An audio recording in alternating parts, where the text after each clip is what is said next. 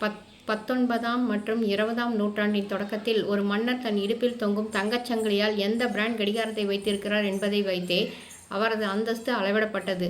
இந்த பிராண்டுகள் வெறும் நேரத்தை மட்டும் காட்டும் கருவிகளாக மட்டும் இருக்கவில்லை.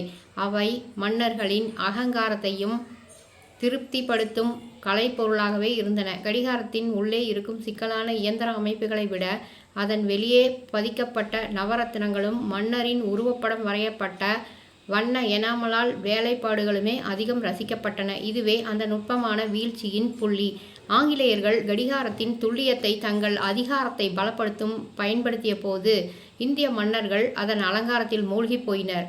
ஐரோப்பிய பிராண்டுகளை சேகரிப்பது நவீனத்தின் அடையாளமாக கருதப்பட்டது. அதனால் உண்மையிலேயே அது அந்த நாட்டின் தொழில்நுட்ப மேலாதிக்கத்தை இந்திய மண்ணில் நிலைநாட்டியது. சொந்த நாட்டின் கைவினைகளையும் பாரம்பரிய கால கணிப்பு முறைகளையும் புறக்கணித்துவிட்டு சுவிட்சர்லாந்து மற்றும் பிரான்ஸ் நாட்டு பிராண்டுகளை நோக்கி மன்னர்கள் ஓடியது ஒரு கலாச்சார அடிமைத்தனத்தின் தொடக்கமாகும்.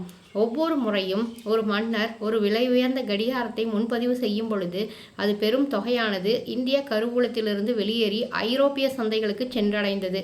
இது ஒரு மெதுவான பொருளாதார கசிவை ஏற்படுத்தியது. காலப்போக்கில் நிர்வாகத்தில் கவனம் செலுத்தாமல் இத்தகைய சேகரிப்புகளில் ஆர்வம் காட்டிய மன்னர்கள் காலத்தின் கட்டாயமான அரசியல் மாற்றங்களை உணரத் தவறினர். ஐரோப்பிய கடிகாரத்தின் முட்கள் ஓடிக்கொண்டிருந்த அதே வேகத்தில் இந்திய சமஸ்தானங்களின் அதிகாரமும் அந்த அந்நிய சக்திகளின் கைகளும் மெல்ல மெல்ல மாறிக்கொண்டே இருந்தது. இறுதியில் கையில் இருந்த விலைமதிப்பற்ற கடிகாரங்கள் காட்டிய நேரம் அவர்களின் ஆட்சி காலம் முடிவடைந்து விட்டதை அறிவித்தது வரலாறு.